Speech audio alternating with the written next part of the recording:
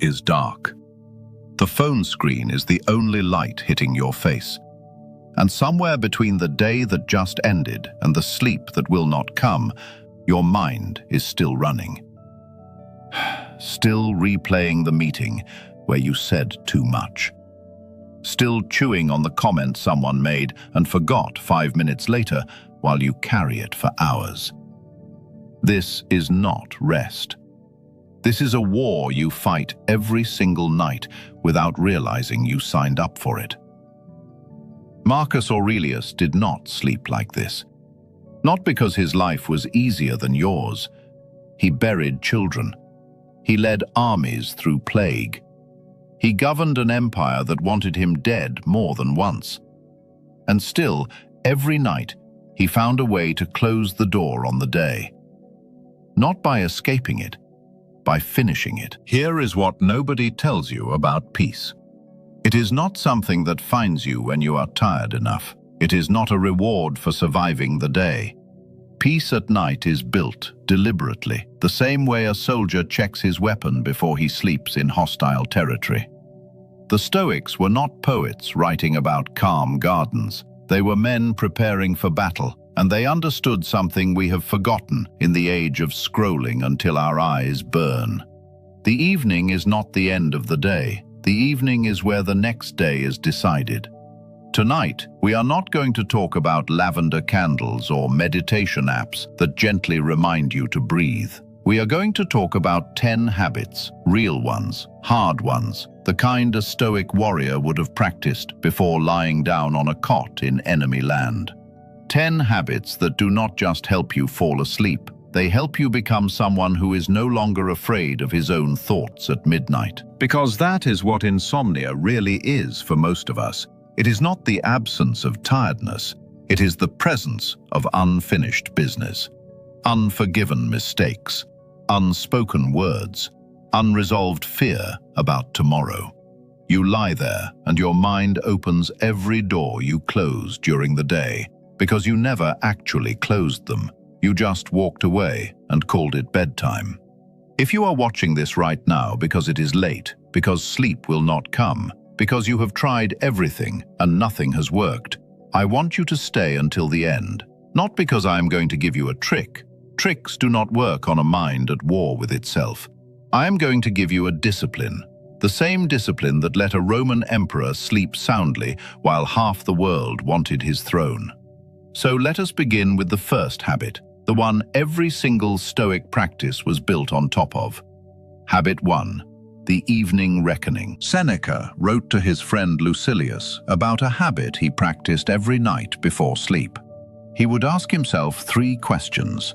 What bad habit have I cured today? What fault have I checked?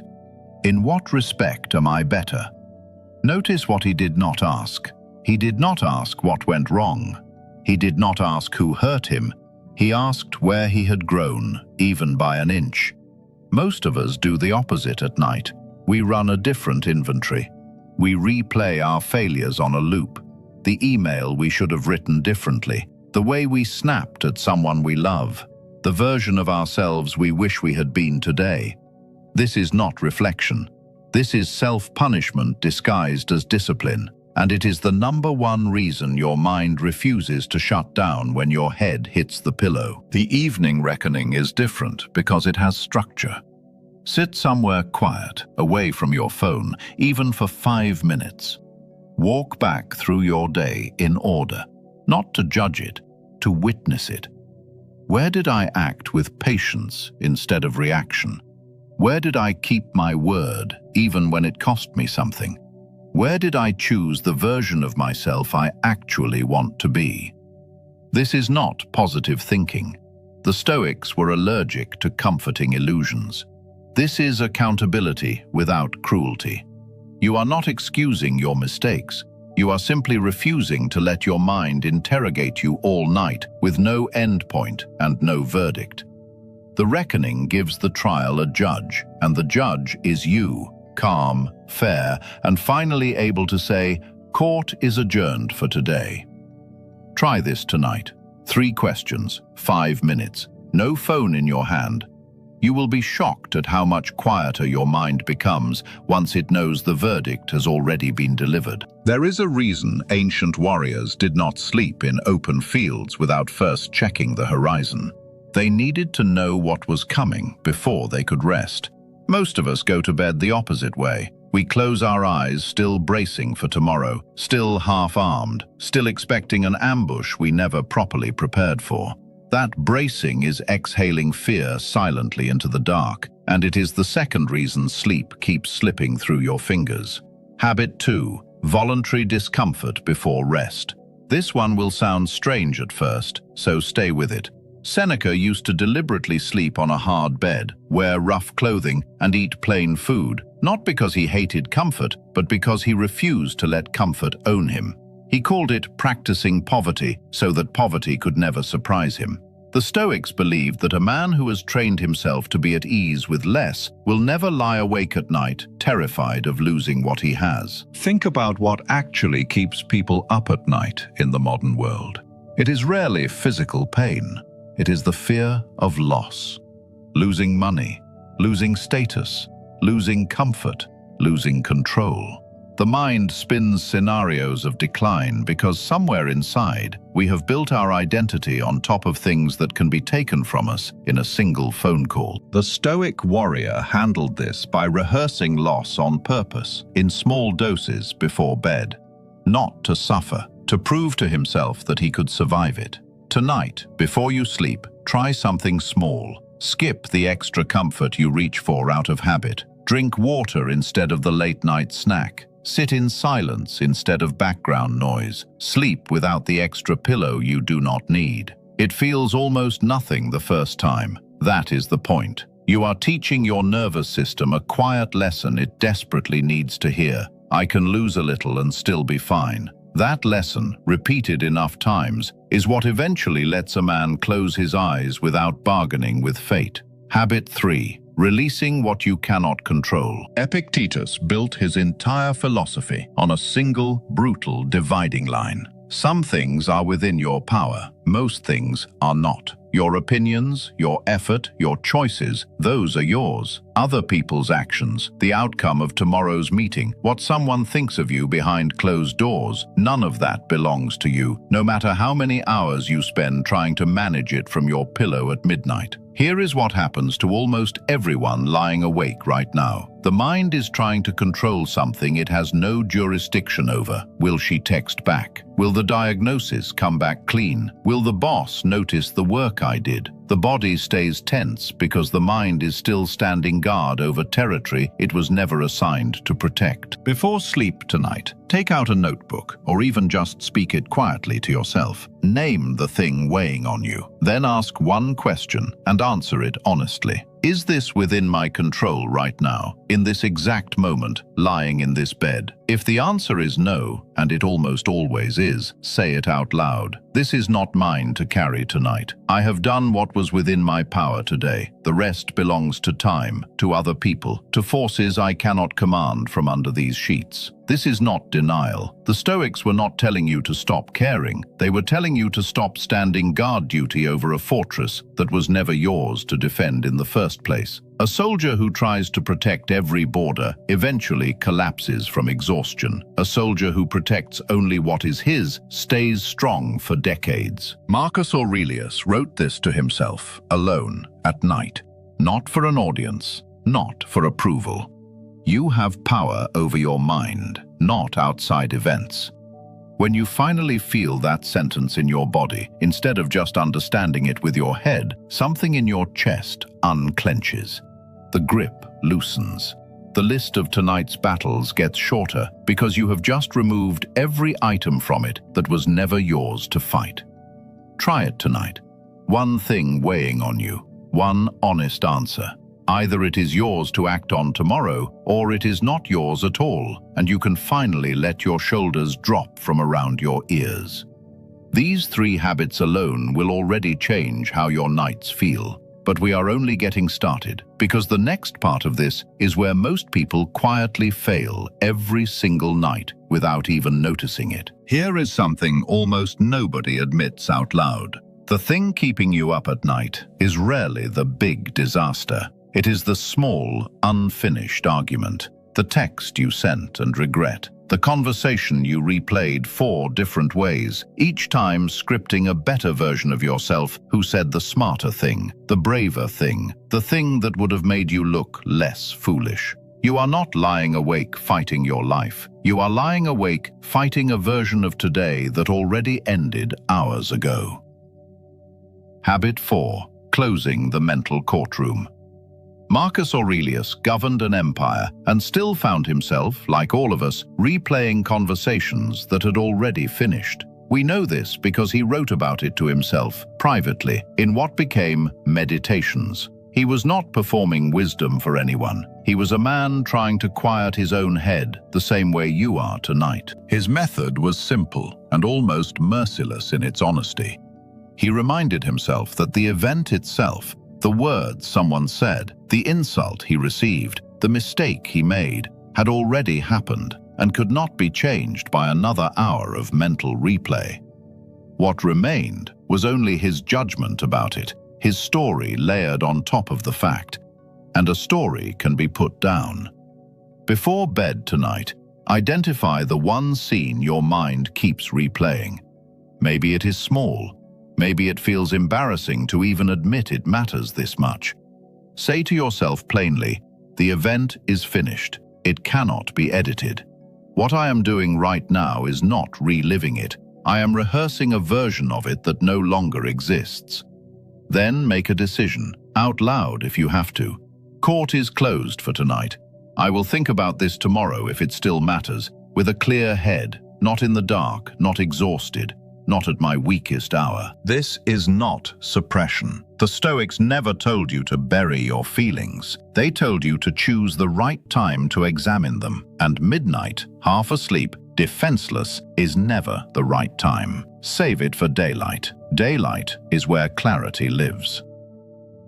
Habit 5. Physical stillness as mental command. The Stoics understood something modern science later confirmed. The body and mind are not 2 separate systems negotiating with each other. They are one conversation, constantly talking back and forth. A clenched jaw tells the brain there is danger nearby. Shallow breathing tells the nervous system to stay on alert. You cannot think your way to calm while your body is still standing at attention. Before sleep, lie flat and do something almost embarrassingly simple. Unclench your jaw on purpose. Drop your shoulders away from your ears. Let your hands go fully open instead of curled. Take one breath that lasts longer than feels natural. In through the nose, slow, and out even slower. This is not a relaxation app gimmick. This is a direct command issued to a nervous system that has been on guard duty since the moment you woke up this morning. A Stoic warrior preparing to sleep in hostile land did not have the luxury of lying awake in fear.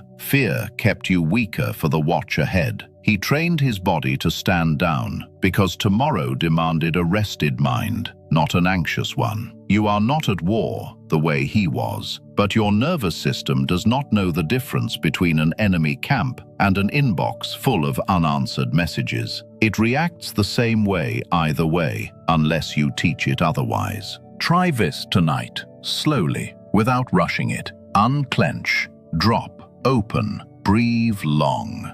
Do it again. By the 3rd round, you will notice something quiet but real. The body stops arguing with the mind, and for the first time all day, they finally agree on something. It is time to rest. We have covered 5 habits now, and already you can feel the shape of something larger forming. A complete discipline rather than a random list of tips. But the final habits are where this entire practice locks into place, and they are the ones almost no one talks about. There is a particular kind of exhaustion that has nothing to do with how much you slept. It is the exhaustion of a man who has spent the whole day performing for people who will forget him by morning. Trying to be impressive in the meeting, trying to seem unbothered when he was not, trying to look like he had it together while quietly falling apart in the bathroom for 2 minutes between calls.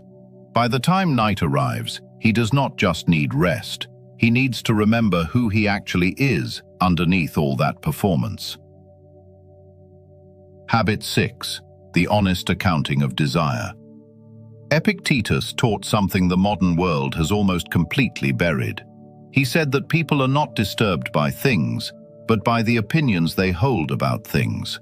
And one of the most exhausting opinions a person can carry into the night is the belief that they need something they do not actually have, right now, in this exact moment, to be okay. Before sleep, ask yourself one uncomfortable question. What am I telling myself I need tonight that I do not actually need to survive until morning? Maybe it is an apology that has not come. Maybe it is certainty about tomorrow. Maybe it is someone's approval that you have been quietly waiting on for days. Name it honestly. Then say the Stoic truth plainly to yourself. I want this. I do not need it to be at peace tonight. This sounds almost too simple to matter, but it carries real weight when you actually do it, instead of just hearing it. Wanting something keeps you motivated. Needing it, especially something outside your control, keeps you anxious until you get it. The warrior who needs the battle to go a certain way to feel calm will never sleep the night before a fight. The warrior who wants victory but accepts he controls only his own preparation, he sleeps fine, because his peace was never outsourced to an outcome. Habit 7. Gratitude without the greeting card. Most gratitude advice online feels hollow because it asks you to list things without actually feeling them. 3 things you are grateful for, written fast, forgotten faster. The Stoics practiced something with more teeth to it. They reminded themselves, often brutally, that everything they had could be gone tomorrow, and that this was not a tragedy, it was simply the nature of things. Marcus Aurelius told himself to hold his wife, his child, his friends, the way a man holds something fragile he knows is mortal. Not with anxiety, with full attention, precisely because nothing lasts. This is not a cute nightly ritual. It is a deliberate confrontation with impermanence, and it produces a kind of gratitude that does not fade by morning, because it was never built on convenience in the first place. Tonight, do not just list 3 things. Pick one person or one part of your life still standing despite everything that has gone wrong this year. Hold the thought for a full 30 seconds. Let yourself feel how easily it could not be there. Not to scare yourself, to stop taking for granted the very things keeping you upright. This single shift, felt rather than recited, does more for a restless mind than any nightly checklist ever could. Habit 8. Setting tomorrow's intention, like a general setting a march. A general does not wake up and decide his strategy in the chaos of the battlefield. He decides it the night before, calm, with a clear head, away from the noise. Most people do the opposite. They wake up already reactive, already behind, already letting the first notification of the day decide their mood before their feet touch the floor. Before sleep, choose one single thing. Just one, that tomorrow is actually for. Not a to-do list, a direction. I will handle the hard conversation with patience instead of defense. I will protect 2 hours of real focus no matter what tries to interrupt it. I will not let someone else's bad mood become my bad day. Write it down or simply say it clearly to yourself, the same way a commander briefs himself before dawn. This single sentence does something the racing mind cannot do on its own. It gives tomorrow a shape before tomorrow has the chance to arrive shapeless and demand one from you under pressure. You stop reacting to the day. You start meeting it already decided. 3 more habits remain, and the final one is the practice that ties everything together. The one a true Stoic warrior never skipped, no matter how exhausted the day had left him. There is one habit older than all the rest, the one practiced by soldiers, philosophers, and emperors alike, long before any of them had a word for mental health. It has nothing to do with productivity. It has everything to do with remembering every single night that you are mortal, and that this fact, instead of being something to fear, is the very thing that can finally let you rest. Habit 9. Memento mori, the quiet reminder. The Stoics carried a phrase with them through their entire lives: memento mori, remember you will die. It sounds heavy for a bedtime practice, almost frightening at first, but sit with what it actually does to a restless mind. The argument you are replaying, the email you are dreading, the opinion of someone who barely thinks of you anyway, all of it shrinks in size the moment you remember that your time here is not guaranteed, and that spending tonight at war with small things is a waste of something irreplaceable. This is not meant to scare you into anxiety. It is meant to do the opposite. A Roman soldier walking in a victory parade once had a servant standing behind him whispering this exact phrase: remember you are mortal, even in his greatest moment of triumph. Not to ruin the moment, to keep him human inside it, to stop him from believing his own importance so completely that he lost the ability to be at peace. Before sleep tonight, do not perform this dramatically. Just say it quietly to yourself once. This day is not promised to repeat itself exactly as it was. Then ask, knowing that, is this thing keeping me awake actually worth the hours I am giving it right now? Most nights, the honest answer changes everything. Habit 10. The final surrender.